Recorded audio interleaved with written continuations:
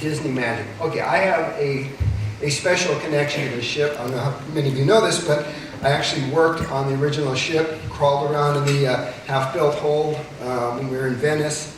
It was an amazing experience.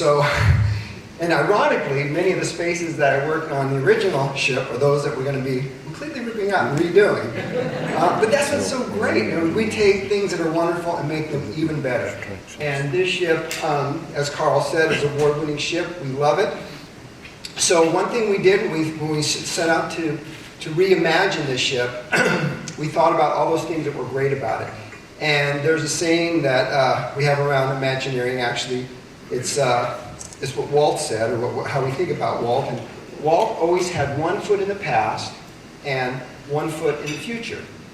And that foot in the past was about honoring all those things that made the brand great, or makes the brand great, which is storytelling, guest service, and really understanding that that's what people come to love about Disney.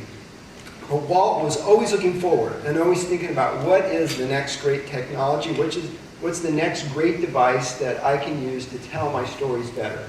So that was kind of the philosophy we used as we went into the magic, thinking about what are those things that are core to the experience, that are working, they're great, they're wonderful.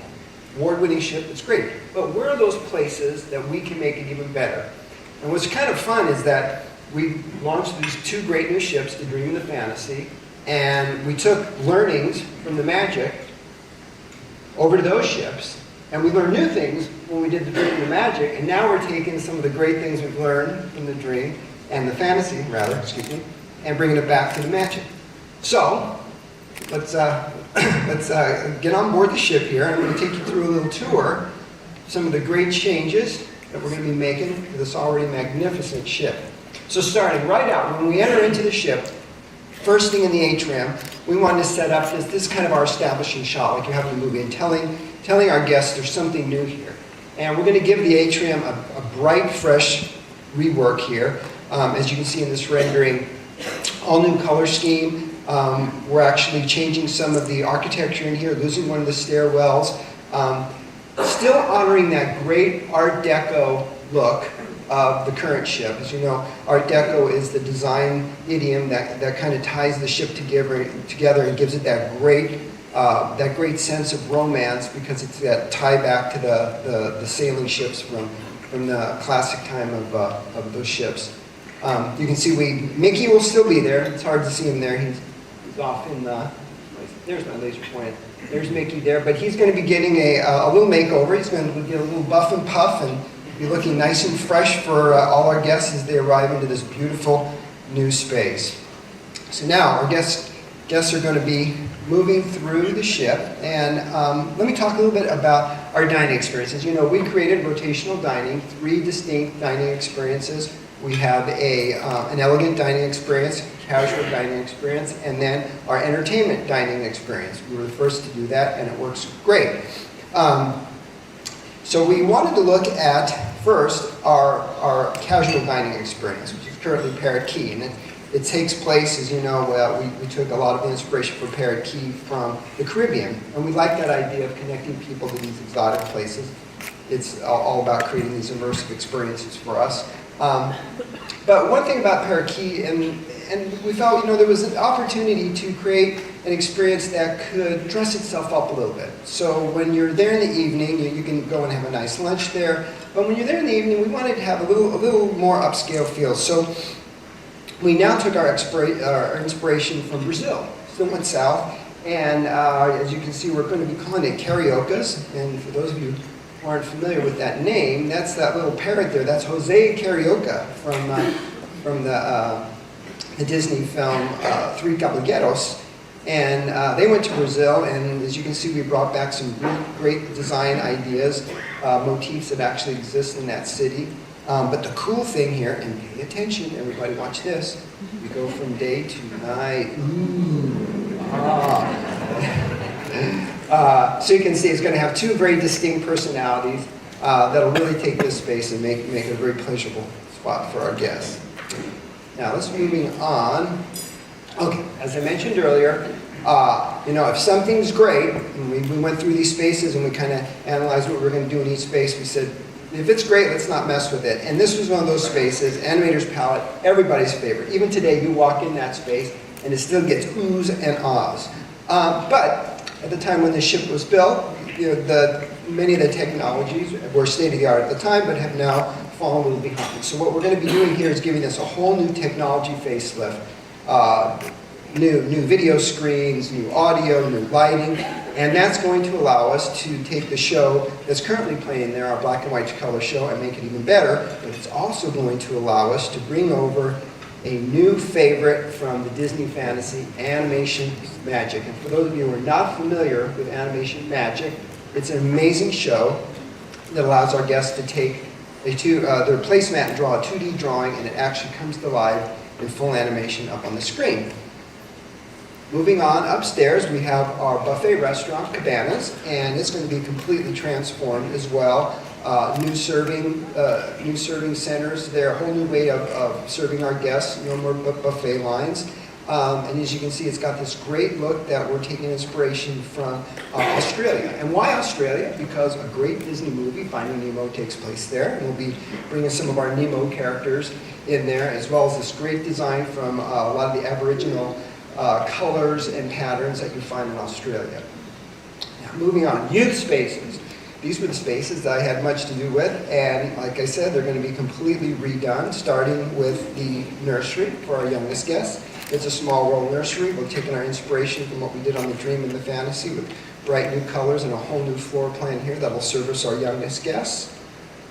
And then moving on, we have our great Oceaneers Club and the Oceaneers Lab. Starting with the lab, it's going to get a whole new look. I call this Jules Verne's meets Pirates of the Caribbean. And here we showcase a lot of fun technologies. We have our multiplayer pirate game, our simulator for ship simulator attraction, and then of course the whole space is designed to work with all the great children's programming that we currently have. Now, looking over at the Oceaneers Club, whole new look here. This we're calling our magical library portal into the space. You can see there are these oversized books, and each book is an entry into a different area that features different Disney characters. We're going to bring some old friends back, and we're introducing some new friends. Of course, Mickey Mouse has got to have a home here, and this is the Mickey Mouse Club with many fun activities, including the great Goofy Gear Wall. As you can see, there's this fun, interactive, actually giant like toy play device. Then moving on to Pixie Hollow. This is where our young guests can be shrunk down to the size of a fairy, both boys and girls, because they can dress up as fairies or pirates in here. And then moving on to my favorite spot, I love this, it's Andy's room from Toy Story, everybody's favorite. We did a version of this on the Dream and the Fantasy, but actually we're taking it to the next level here. Literally the next level, because it's a 2-story space, and you can see you get to play under Andy's bed. If you look real closely, there's Andy's bed, and every kid loves to play under the bed, and there's toys under the bed like Mr. Potato Head and Ham. But the fun thing is, once you climb up on the bed, you have to get down off the bed through the great fun Slinky Slide. Slinky Slide, it's fun to say. Okay, now, whole new area, never done before, and we're bringing new friends onto the ship. New friends to the Disney family, of course, are our Marvel characters. And here in the Marvel Avengers Academy, we're creating this really cool space where our young guests will get to become superheroes. And we're also going to be featuring some of the actual artifacts here from the Avengers, like Iron Man's suit, the Thor's hammer, and Captain America's shield. But what's really cool about this is the programming that surrounds it. It's a multi-day program where kids will learn their attributes of what's going to make them a great superhero. The whole space interacts with the program with lighting and audio, and we're really excited about bringing the Avengers onto the Disney Magic. Moving on, okay, lots for kids to do.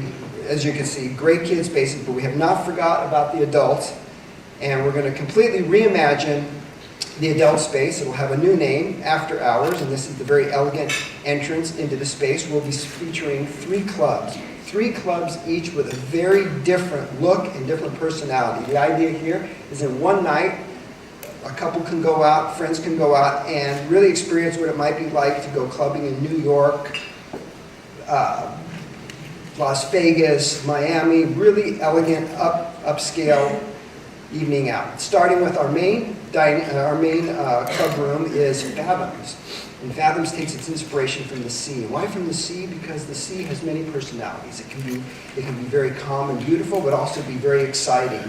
And that's exactly what happens in Fathoms. It could be early in the evening, a small cabaret act, or a comedian might be in there, but by the end of the night, you've got the disco lights come on and the whole personality of the place changes. But if you're not into the loud music there, you can walk next door to Keys, which is our very elegant piano bar. You can sit and sip a drink, listen to cocktail, have a wonderful cocktail while listening to some great piano music in this beautifully appointed Art Deco space. Or, if that's a little too low-key, how about moving right next door to O'Gill's Pub? This was introduced on Disney Fantasy and has proved to be one of our favorites. And O'Gill's is going to be everything that you would imagine an Irish pub could be. Lots of fun here. So 3 distinct spaces. Now, our last area, as we get all the way up to the top of the ship, is our upper decks. And here we're going to have some, I love this word, splashtacular fun. A little bit of something for everybody. As I said, we took learnings from our new ships, and one of the things we heard is that even though we have areas for kids, we have areas for adults, this is the one place where everybody likes to come together. So we're going to give everyone here a little something, starting with the pool area here that we're going to retheme as the Aqua Lab. And the Aqua Lab is where the Donald's nephews there, you can see them, Huey, Dewey, and Louie, have created all this fun water play equipment for guests of all ages. We're also introducing a really cool new slide, and this is a family slide, not just for kids, called Twist and Spout. It's fun because you enter the slide going in one direction, it's literally twists you around, if you get the name Twist, and it shoots you out the opposite direction in which you landed. And now, last, I can't forget our youngest guests, our littlest guests. We're not forgetting about them. There'll be a completely covered, shaded area here for them called the Nephews Splash Zone, and they get to climb around these cute little rubber duckies that are squirting water, and even the wall has the plans that the nephews, they worked out all these drawings of how all this stuff is going to work out, and you will see that even the plans are leaking water. It's all about the fun leaking water here. And finally, here we go, the Aqua Dunk. Now the Aqua Dunk, if you don't know, is actually another invention of the nephews, and this was the prototype. They worked on a number of prototypes. You know, with Disney, we're all about stories, and the story here is they worked on this prototype, and this prototype was the more adventurous one, and I'll tell you why, because look at this. The guests will actually climb the stairwell to the top of the funnel and climb into this little capsule where, at the count of 3, the bottom falls out from underneath you and you drop 3 stories down. And we thought that was so cool. We had to do a little video to really explain it to you in detail. So here we go. I'll tell you to button your seatbelt up or fasten your seatbelt, but there is no seatbelt here. So let's enjoy a moment watching Aqua Dunk.